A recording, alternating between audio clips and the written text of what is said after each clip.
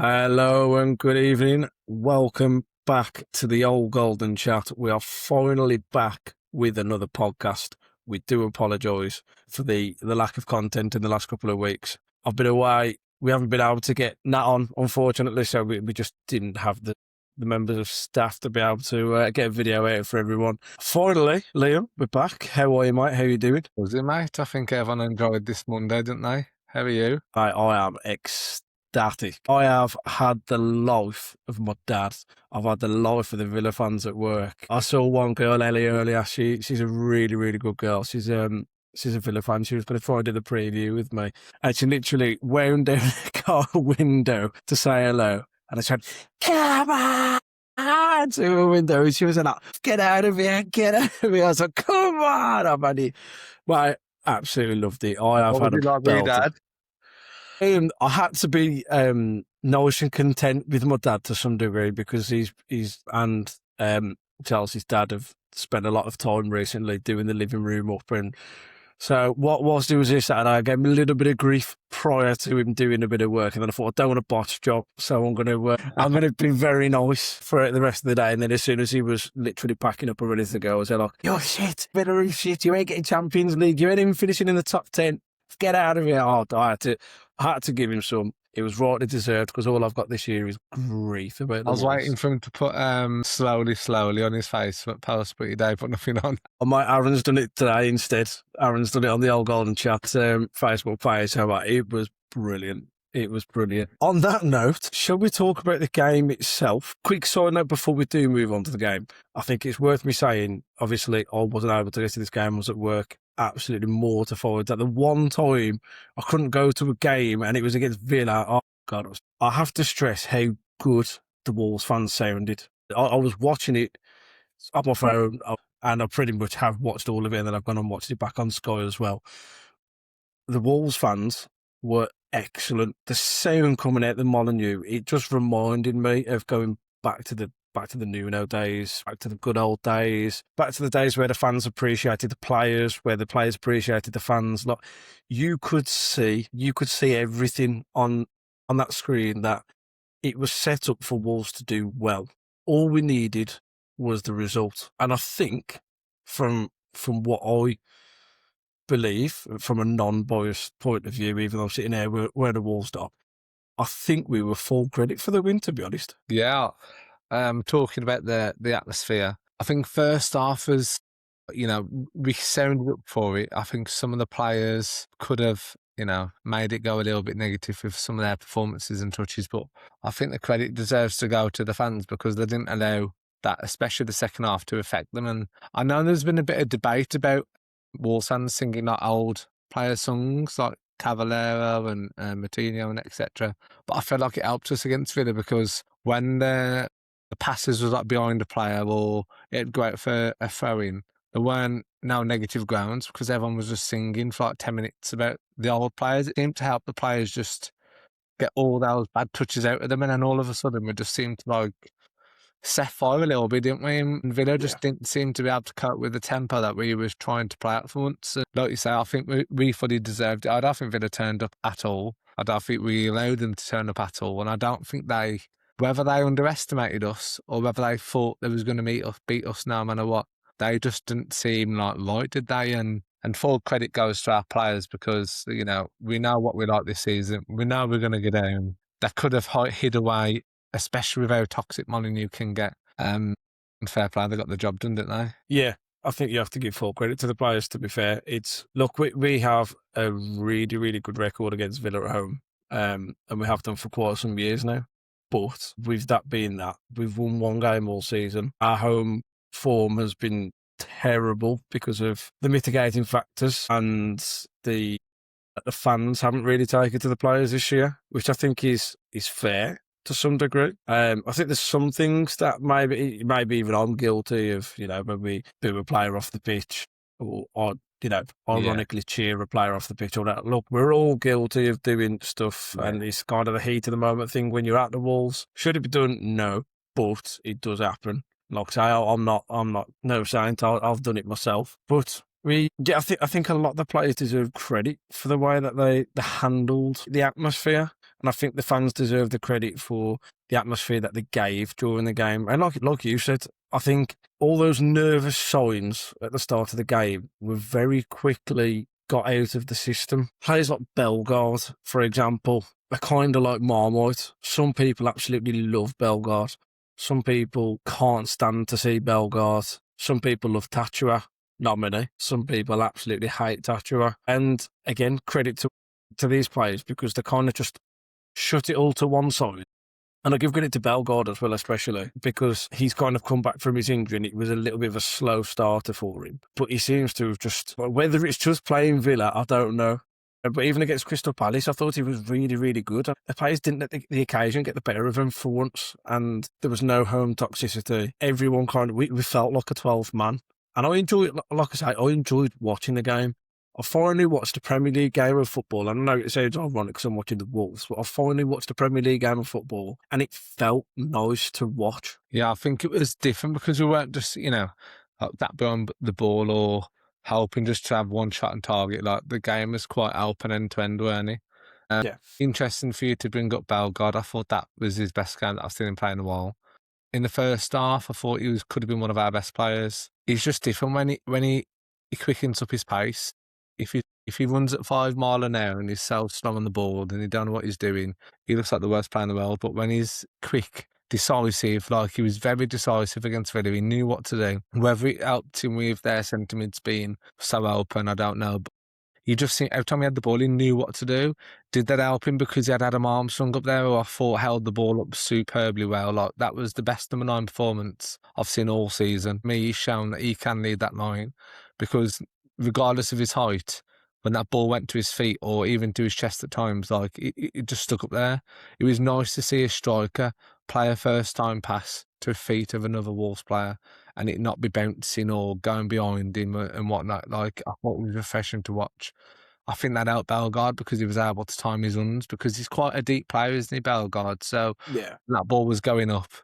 At times it helped him because Armstrong was holding it up. He was able to have it in a better area so he could just do what he needed to do.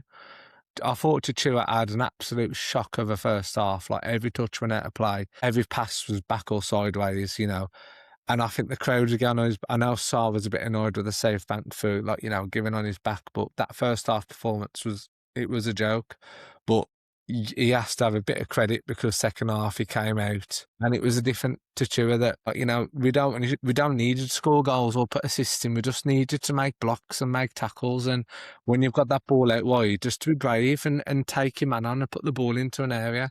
He put the ball into an area. Adam Armstrong was able to knock it down and we scored from it. So that's all we needed to do. And he deserves credit for turning it around, and I'm glad he did because that first half just wasn't good enough. But then second half, he managed to maybe prove why we've tried and sided him because we knew we could have that in his locker. But we just obviously we need to see it more. We can't just do it for one half of the season, one half of a game a season. Interesting to see. I think Andre had a great game. I thought he was superb in the middle. Like he was mopping up everything. He was quick again. He was very decisive on the ball.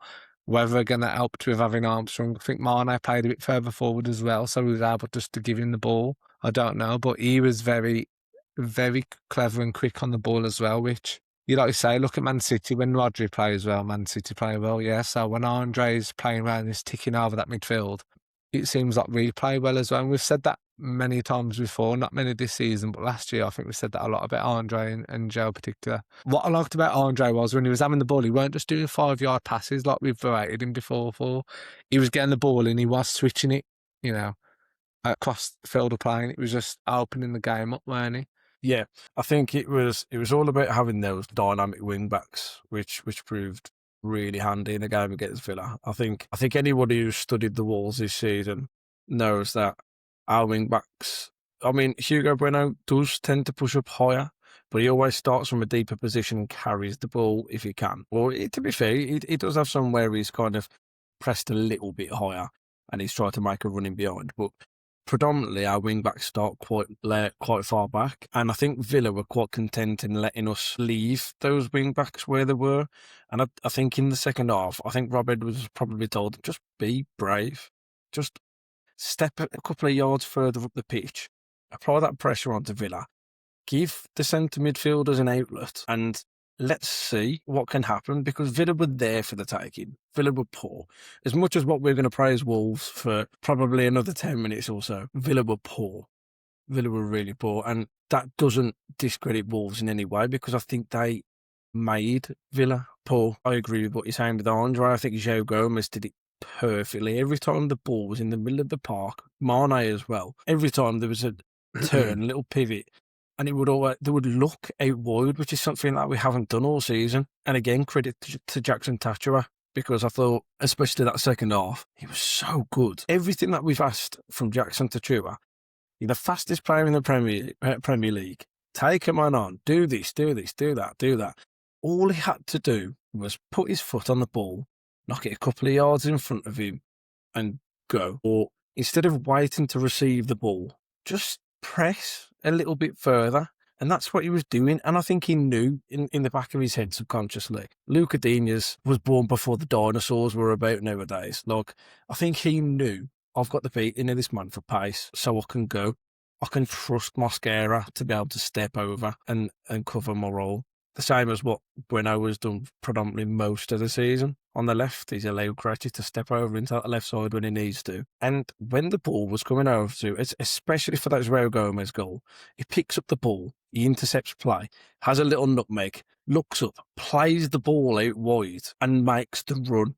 And that, again, that gives Jackson Tatchera a bit of confidence, because they were both running at the same time, putting pressure. So a centre-back has to watch the oncoming midfielder. Digne has to try and go and get at Jackson Tatchera to make him and force him to make a mistake. And he doesn't need an inch perfect cross. Like, probably his thought subconsciously in the back of his head also is, I need these crosses to make sure that I'm whipping them and getting on the head of Tolu or Strand Larson or Armstrong or whoever. He just needed the ball into the box, put it into the box, and then that's your responsibility done then.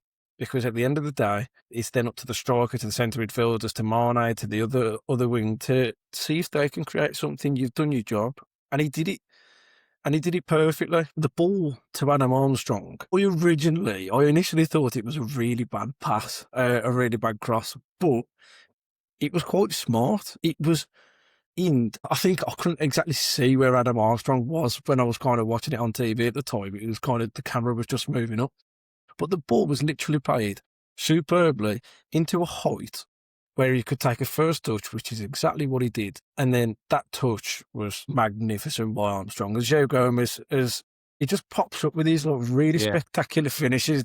He did it against Fulham, I remember last season. He just comes up and he can finish the ball. And I'm sitting here all ecstatic, and all I could think is, if we could have done this early on in this season, we might have had a fighting chance. Yeah. But this season's pretty much done and dusted. And do you know what? We can all face the fact that we're probably going to be going down.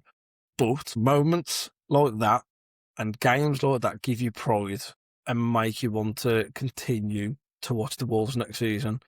It's been a horrible year for all of us. Yeah. It's been a terrible year for all of us. I just want to instill a little bit of pride back into the club. And looking at the scenes at full time, looking at the South Bank limbs again after the first goal. I had to save one of the videos because it was just nice to see. It was nice, and I felt proud to be a Wolves fan, and that is all I can ask for of the team. 100% effort, be brave, and try your hardest. And they made Villa look silly. Yeah. I don't think I've celebrated like that in a long time, mate. It was just So jealous. It was, when the first goal went in, I don't think by our area we were stopped celebrating when they even kicked off. Like, I didn't even know they was playing again. I just think that, like you say, what a performance it was.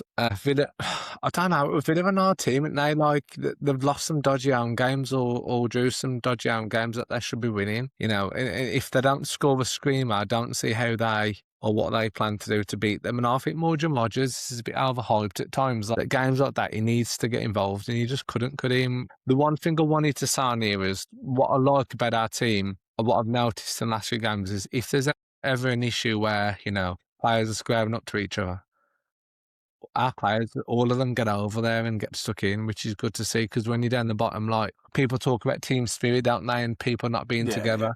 But it's happening against Arsenal, happening against Villa. Like, you even have like little Rodrigo Gomez like in the middle of it, and everyone's like sticking up for each other, and it's like that's what you want to see from your teammates. Yeah. But this is the thing, though, because I remember you saying, sorry to pause you, but I That's remember you right. saying maybe like 5 or 6 weeks ago when this was happening that this didn't happen. Yeah. When there was little fighting moments, the players looked like they'd given up. They didn't want to fight for each other. So I'm glad you brought that up because now, doesn't matter if it was just a derby, they did it against Arsenal. They want to fight for Yeah. each other. And like Mosquera, we all know what he's like, but yeah. He's the Love biggest Mosquera. ouser in football, yeah, but it's nice for him to be in our team and to see one of our players actually doing that rather than the fans just giving an opposition player abuse because they like it, you know? And I know at times he goes down when you're thinking, mate, they've got the ball and they're attacking us and you're rolling over the floor and you're not even injured. But I can take that because, you know, he leaves his heart on the pitch, doesn't he? And he gives 100%. And, you know, at half time, what I liked about Sarr as well, like, because Sarr was captain, weren't he, over Totti? Yeah. Thought, you know, some of his kicks was a bit wayward and he put us under pressure at times. But I think Sarr was excellent again. Like, he made some crucial saves, some Yeah. crucial blocks.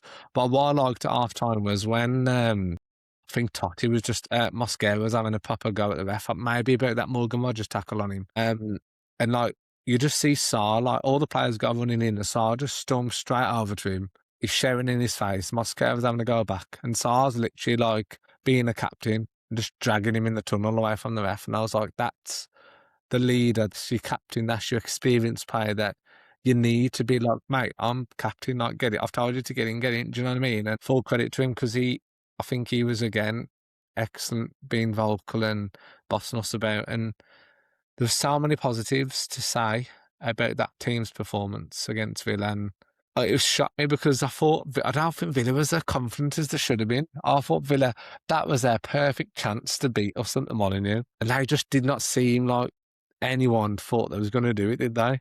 It's just hilarious. Look, it's one of them where, do you know what? We have to talk about the fact that Villa's squad wasn't at full strength, because if we don't, then people just, you know, Villa fans will come and go, and they're all like, well, we didn't have Kamara, we didn't have McGinn, we didn't have X, Y, Z. Doesn't matter. Your captain was calling your fans dickheads at the end of the game, and I couldn't stop laughing. I know, that was funny.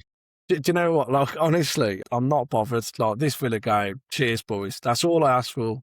I did ask for a win against Forest as well, but maybe I was being a bit, you know, a little bit too demanding to try and demand 2 wins in the bounce. Well, a short span of time, should I say. I think we move on to that second goal, mate, because, well, for as many chances what Villa were trying to create, and they were very wasteful, that second goal was the epitome of what we've kind of missed all season. Rodrigo Gomez has such an impact on games. And again, I think he's a Marmite player. I think he has got a bit more support than what others have. But some people just think that he's not quite there. He's a bit too raw. And some people just think that he should be one of the first names on the team sheet. And that's the beauty of football and the beauty of opinions, isn't it, really? I was talking to a fan page on Instagram called Wonders Global prior to the Villa game, when I put out the team lineup or predicted team lineup, and we was having a really good discussion, actually. So shout out to the chap whoever runs that page, because we were talking about the likes of us saying that Gio Gomez probably fills in where Gio Gomez probably starts, whereas he preferred Bellegarde. And then I was saying that Rodrigo Gomez should start the game,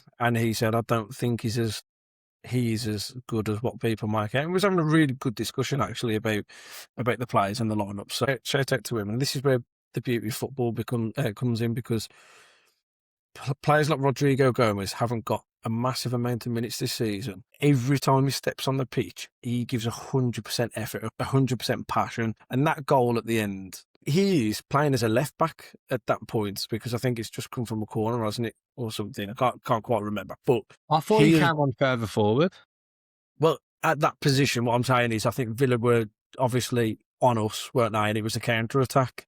And he started at that left-hand side, and he bombed it forward. And it's something I love about Rodrigo Gomez. He just does not care whether he knows he's going to win the ball or not. And some people say it's naive. Some people say it's being young and youthful, and he can cause problems at the other end of the pitch, coming back and defending if he's out of position.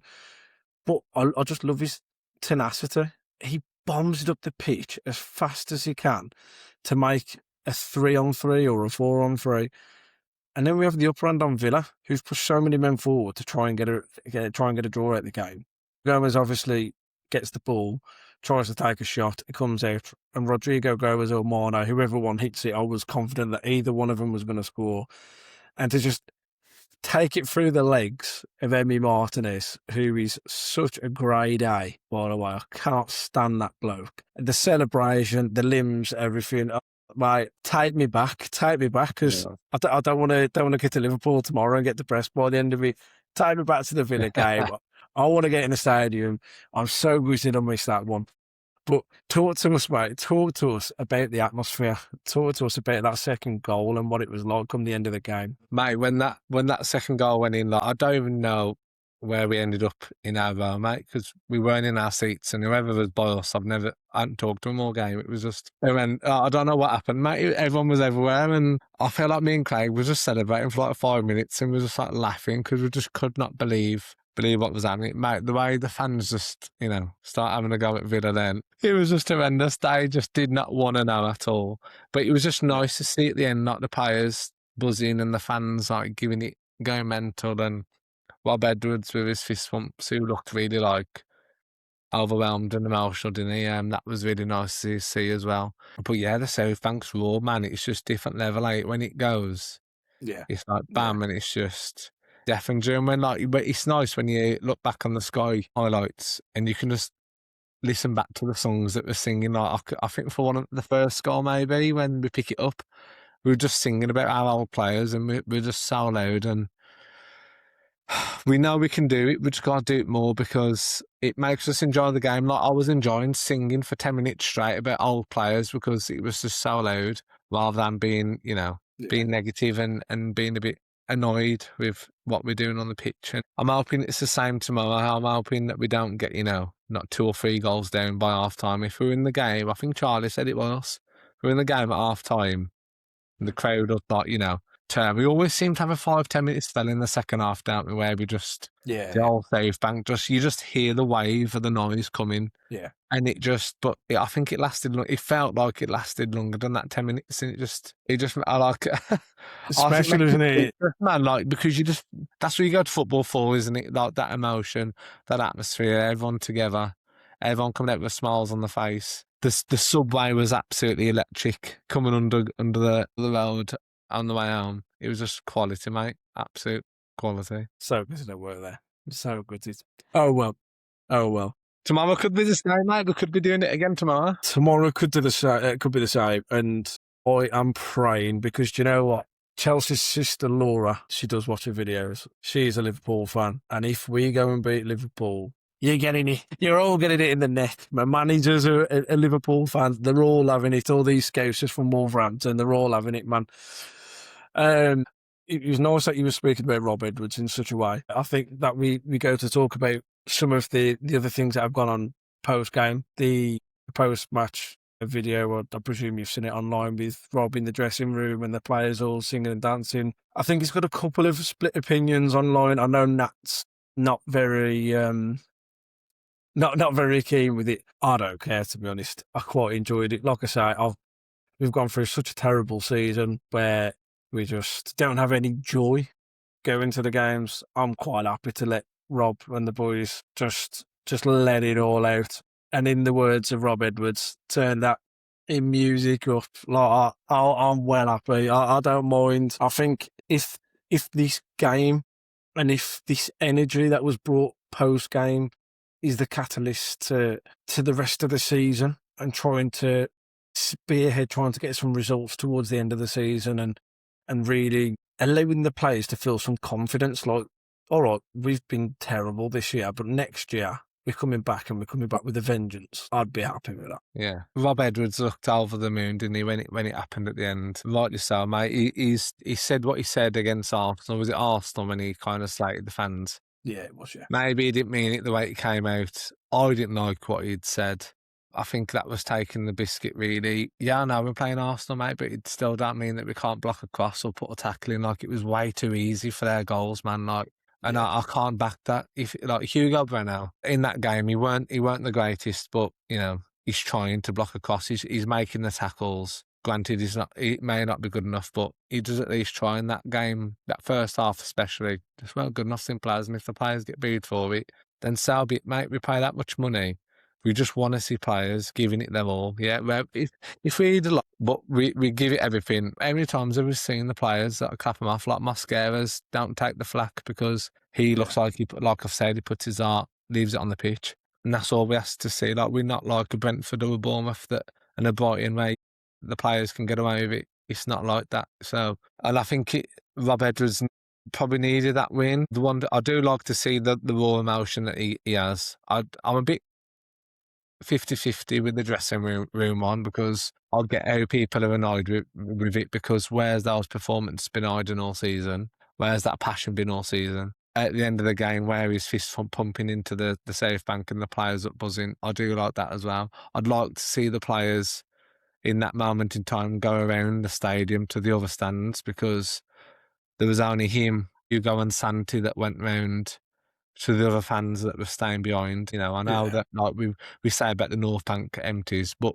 there is still fans that are staying there. So I would like to see, you know, Rob Edwards needs to take charge of that, or the captain needs to take charge of that and say, look, there's other fans waiting here. Like, you don't just come to the safe bank. If I was in another stand, that would really annoy me. Yeah, so there's bits like that that I'd like to change, but all these little wins and little momentums can just help build for next season, can't they? And you can't just derail off, because it's harder to get it back in pre-season. We need to keep that upbeat spirit going. If we can keep drawing and winning a few games here and there till the end of the season, I think it might stay us in good stead. It was just good to see us actually attack with intent, like when Rodrigo Gomez comes on. Me personally, I thought he was playing a bit further forward.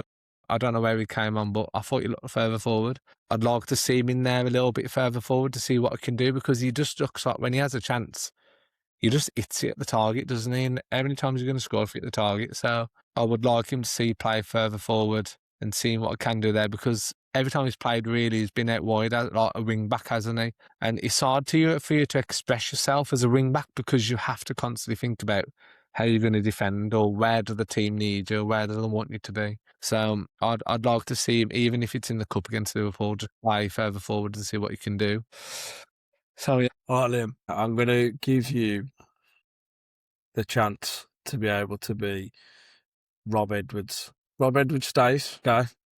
All around to next season, the first game, we've got, let's go, I don't know, Preston at home. Yeah. Regardless of whatever signings we make, what formation do we start with? For me, if I was manager, I'd want back four straight away. I'd want a back four. I'd want two centre mids. I'd want to be flexible between two centre mids and a three when we need it.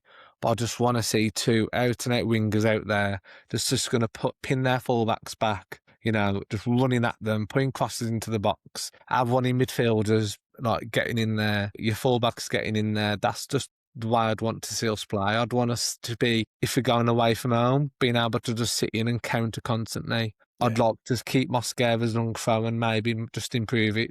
I'd like to see a set-piece player come in who can deliver a ball into the box. When we have a free kick, that we look like we're always going to score.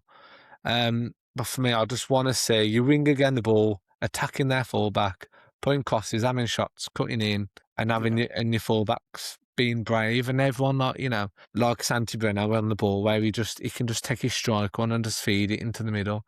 He just looks so good, doesn't he? And in the Championship, I feel like you have one or two quality players that can keep that ball in little triangles, but then give it to your wing backs or your wingers that are higher up. It's hard for teams to break it down, isn't it? So we've already got Adam Armstrong in there. We know he's going to score goals in there.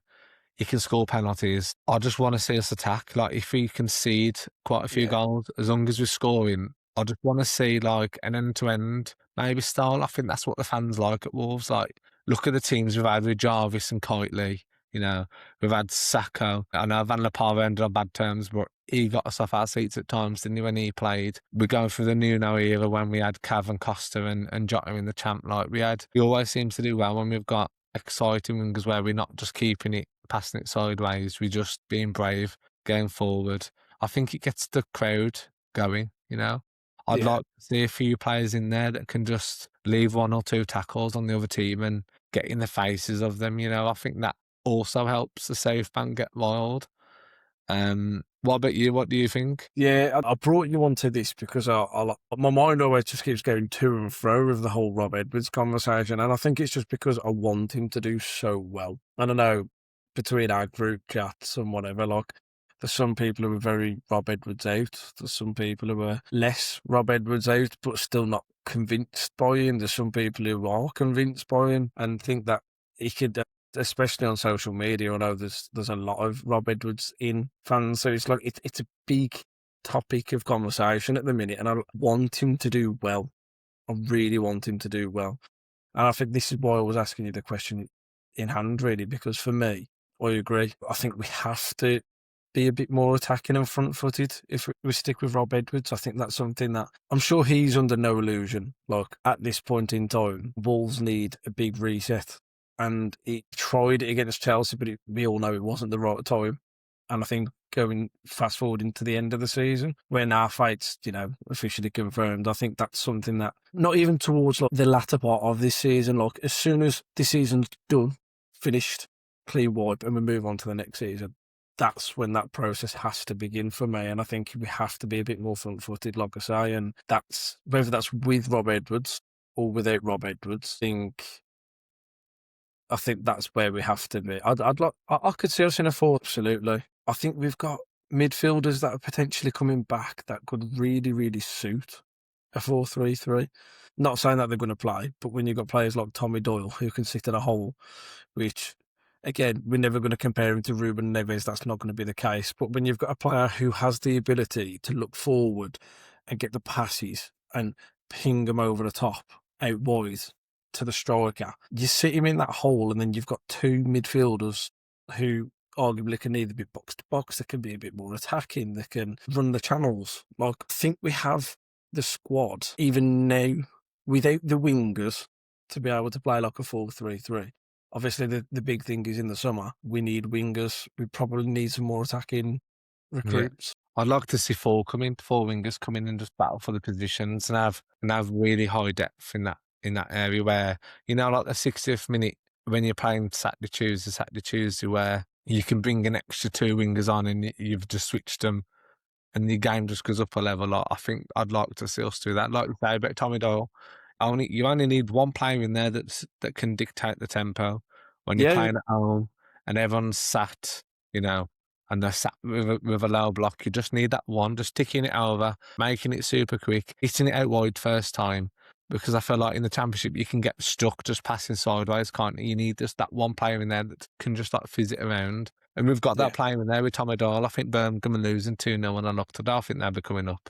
I think I'll be coming back. And that's the only good thing is that we go down. We've got players that are going to be coming back into the team that we know are good, simple as we know can play in Championship football. Yes, yeah, I agree.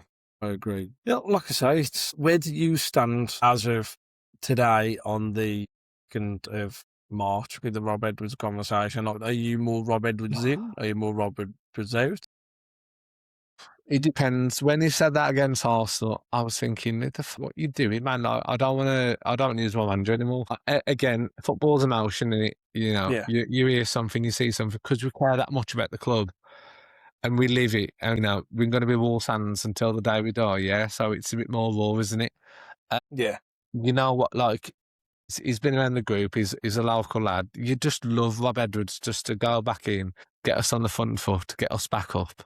Let's face it, even if you want him out, if he was to turn it around and start winning games, you'd love to see that, wouldn't you? I really don't know, mate. I think I get stuck because we play a lot Crystal Palace, and I'm like, even though we was in the game, I still think we looked a bit flat going forward. Like we didn't excite me going forward. I thought it was bloody boring. I'm stuck. God, give me an answer. Rob Edwards in or Rob Edwards out? I still personally think it depends on how the season goes.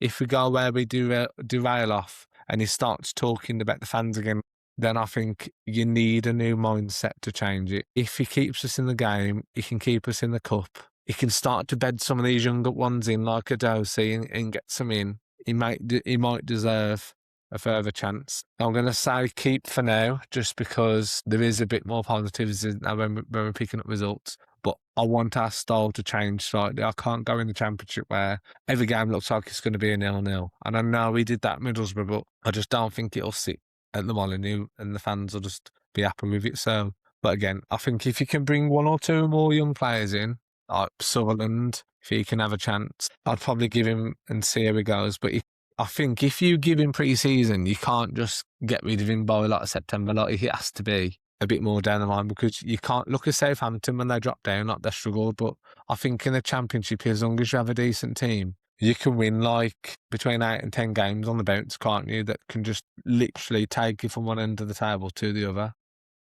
Yeah. So at the moment, I'm probably just going to say he's slightly staying. What about you? Yeah. Sorry, do you know what? I'll get pelters on our minds. Let's just keep him for a little bit longer. Yeah, I get it. It's hard. I think people obviously have the divine right opinions and people have the divine wrong opinions. I don't want to sit on the fence if I can for answering it. So I think for this moment in time, I'm Rob Edwards in. I'll give him the end of the season. I am an avid person. I'll tell you what, I'm an avid person. When it comes to pre-season, I know everyone's always like, oh, pre-seasons don't matter in terms of results and that sort of stuff. I want to see how we playing in the pre-season. Not just playing, but I want to see results. I want a manager to take pre-season like it's the start of the Championship, Yeah, because I we've was got just about to say that, yeah. a I lot of think the games season's coming. start. And I think if we go to pre-season, and regardless of wherever they go, if they go to pre-season and they look awful on the pitch, if I was Nathan Shea, I'd be sitting there with my little Britain's Got Talent buzzer, getting ready to just nail it off if he's not, if we're not performing. And I know that sounds stupid to say because it's pre-season and nobody really cares about pre-season, but I'm sick to death of, like, we haven't had a good pre-season in a while. Even when we went to America, we had like glimpses of positives with Strand Larson and Gomez and Pedro Lima. And I think that was just purely because they were new players. And we were like, oh, we're actually playing all right. But the long and short of it was, we were still losing games. And I just want to go anywhere. Go and play the worst teams possible if you want. I don't really care. I just want to see us go out there and try to win games. Yeah. And play nice football. So that is when I would make my 100% decision. But for now, if we've beat the Villa, I'm on a high. Go on, Rob. You can have an extra half a season or whatever if you want. Why not? What I wanted to bring up was today was the very last direct debit for what feels like a Premier League price for a season. But from what I'm aware, today is the last day of our Premier League season ticket direct debit renewal. It's obviously a big topic of conversation. We had Nathan Shea come out and talk about it very tentatively in the press, or not in the press, but in the forums and in his meetings. I don't know what could be classed as like an acceptable ticket fee, but obviously we have to be aware as fans that yes, there's going to be a drop off in price. There is. Well, I hope there is anyway. I'm saying there is, there will be, there better be, because I'm not paying almost £900 to go and watch a Championship team. We obviously had Sunderland in recent weeks who've come out and they're still charging, was it £311 for an adult season ticket up Sunderland? Like, fair play. That's a club who just gets their fans. And even when they went down to League One, they were still filling a 40,000 seat stadium because they get their fans and they get their area and the community of where they are. And I get it. And they will get it. Like, eventually the prices will have to grow. And that's something that will probably have to happen with Wolves. Like, we probably will have a decrease in what the ticket value will be for next year. But, and I'm not saying that we go down, hypothetically, we go down, I don't know, £600. We come back up to the Premier League, it shoots back up to 850. That isn't the way that we should do it. There has to be like a gradual structural increase over time to a place where what almost feels value for money. I think that's the best way I can describe it. What do you think is a sort of fair ticket fee for the Championship? By the way, before you do go on this, I think Birmingham, my mate, currently sitting at the Blues, he's, what did he say it was earlier? £600 for 2 adult tickets and a child. And there is Albion fans who pay £400-500 for a season ticket. But I don't get how Nathan She can say we need to keep the prices similar so when we go back up, it's not going to fluctuate too much because, let's face it, you start again when you get down. You can't just go up and be like, oh, well, we're going to charge European team prices because we ain't there. Do you know what I mean?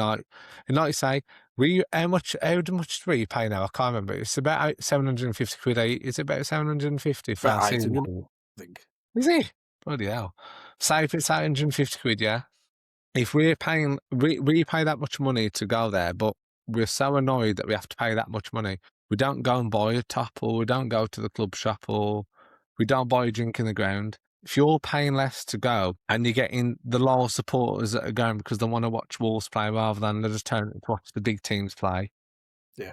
One, you're going to get that love back. Two, you're going to sell more tickets so you get the young ones coming through to watch Wolves play. And three, I'd feel like that if I had bit more, if everyone had that bit more love towards the club that they're supporting and they're happy with how they're, not taking the mick about how much they have to pay, you're gonna buy extra tops and then you're gonna go to a club store. Them taking away that cash balance, I think, was an absolute joke because that was a way of getting people to go and buy you things out the club shop. And I Yeah. feel things like that do make a massive difference for me. I can't see how you can be like, oh, you paying this much money to watch top end championship football to go up. I think in the championship there should be like a cut off point. How many stadiums do you see like not full and empty? You don't need to be charging over 25 quid a ticket to watch your team play football. It's an absolute joke for me. The higher you pay, the more tourists you have to attract because you don't get the on-ground fans going there because we just can't afford to go. So for me, like, if they're doing the categories where I'm not going to pay 30 quid to go and watch us play Oxford at home if they say up, Yeah. but then I'm paying 30 quid to go and watch us play, the Coventry or West Ham if they come down. Those prices can't be, they're not the same. You're not watching the same thing, are you? Because let's face it, like, the quality is going to be different. Yeah. I don't think they can do the categories though with that in No. that case. No. I don't think they can because of the Okay, then. I teams. think we're charging 20 quid for a Liverpool ticket. So Yeah. why can't that 20 quid? And this goes to every club. Why can't that just be the maximum? I don't get why you have to charge so much for. I think in the championship, for me, I'd think we need to, Nathan She should look at what prices people are paying this year and look at Southampton, Middlesbrough, Coventry, all the ones that are up there. And I think if you get relegated because your season's been that poor, because our season's been absolutely dreadful, we shouldn't be paying more than them when we go down, regardless. And if that means that when we come back up, you're telling me that me paying an extra 50 quid is going to make us sign the next best player in the world or the next best product? Find a bit of difference because for me, it depends on how we recruit, who we recruit, and how much the owners are actually going to give to the club. It don't matter how much money we're going to pay. So I think if it's around the 600 to 650 mark, I think that's more than fair. Especially if we're paying 850 quid. Yeah, I think we were talking a little bit about it in the group chat the other day, but when I know Al Key, who currently sits in the Billy Wright, if I believe so, I think he pays close to £1,000 for his season ticket this year. I know, which feels ridiculous to say. That is not fair when you're a working class club. When you're Man City or Man United, fair enough, but Wolves should not be paying that much in the Billy Wright, man. That's where I used to sit when I was a kid, when I went with my dad. How is that even fair? How many little young kids and their families can't afford to go? And these people that I'm like, oh, well, if they can't afford to go, they don't go. No, you're just entitled. If you think that way, you're just entitled. Simple as. Yeah. I think a fair price for me, obviously, I think it will be different around the stadium like it usually is, but I think if I'm comparing it to like the South Bank for me, I think anywhere between the 500 to 600 mark is acceptable. I'm also saying this as I've just said that my mate at the Blues, who are an aspiring club and want to be Premier League, have got 2 adult tickets and a kids ticket for about 630 quid. So I'm saying that's acceptable in terms of our ambitions align between us and Blues, and if we want to go through this whole benchmarking rigmarole that they've gone through the last few years of benchmarking us close to what was West Ham, Villa, Newcastle, all that kind of dross that we've had over the last few years. If you want to compare to an aspiring team to go up to the Championship, go up to the Premier League, sorry. Obviously, there's a difference in squad value at this moment in time, but I mean, they're going to spend money galore. I'd be having a look at Wrexham. I'm trying to think. It's a bit unfair to talk about teams who are kind of like in and around the playoffs. Say like a Millwall, who obviously think that they're good enough to be up there. They've had a couple of seasons there where they've been right up there. You have to look at your. I agree. Southampton's is hard just because of the locality of where they live down the south on the coast, kind of thing. That they do pay a little bit more. But if you're looking at like working class clubs Yeah, true. in and around it, that's kind of where Wolves need to be benchmarking. And again, if they charged me, let's call it 550 quid for the season ticket, and then we go back to the Premier League and say, look, there is going to be a gradual increase, because if our ambitions align with what we're saying we want to do, what actually happens, if we go up and I go from 550 to 650, and then they put the money where the mouth is, and so don't just sign any random nobodies in the Premier League per se in a year and a half's time,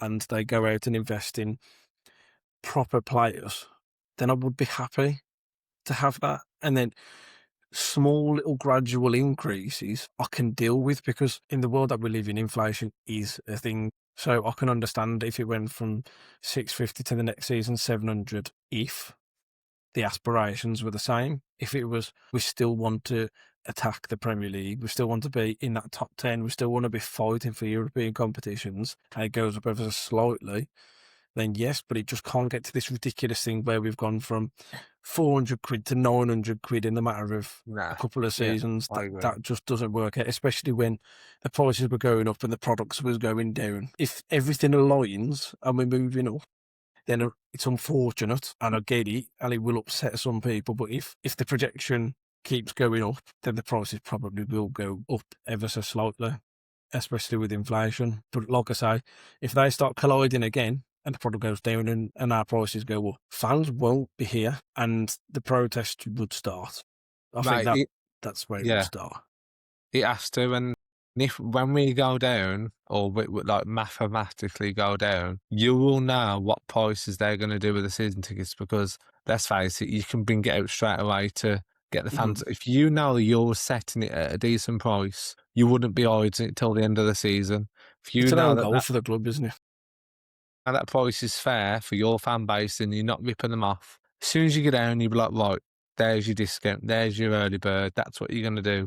You'll know, because if they wait till the games are finished, so there's no protests, you know what's going to be coming. And if they do, I don't think they should be forgoing it. Yeah. But then what do you do? Because you can't go into the new season protesting, because then that feeds back onto the pitch. We're not going to get anywhere. If they do that, they're just absolutely sly. So as soon as we're mathematically down, I think the fans try and get some power back, and straight away start, you know, having a bit of doing something about it rather than waiting for it to happen. I think we need to be a bit more proactive rather than reactive. We'll wait and see what happens. But yeah, I think we need to do something before the end of the season, so that they know, or they've got an idea about how the fan base are feeling. I think for what it's worth, I obviously know social media does play a little bit of a part in terms of to get clubs to listen. And I think it obviously did work with the protests. It got Jeff Shee out of the club, which was one part of the parcel which was wanted. But I think realistically, the fans' voices will obviously be spoken through different mediums, like the social media groups, the fan forums, the fans' parliament. I think obviously they have to be the voice of Wolverhampton. In all fairness to them, I will give them the credit from what from what it seems like on the outside. All the noises tend to be that they're really going and talking to the club and trying to tell the club this the minute is like a massive open goal for you. Like, we know the current situation, we're probably going to go down. So now it's up to you guys. If you want the fans to be there next season, you have to give proper price season tickets, because if you don't, and them on and use half empty next season, we've seen it in some states.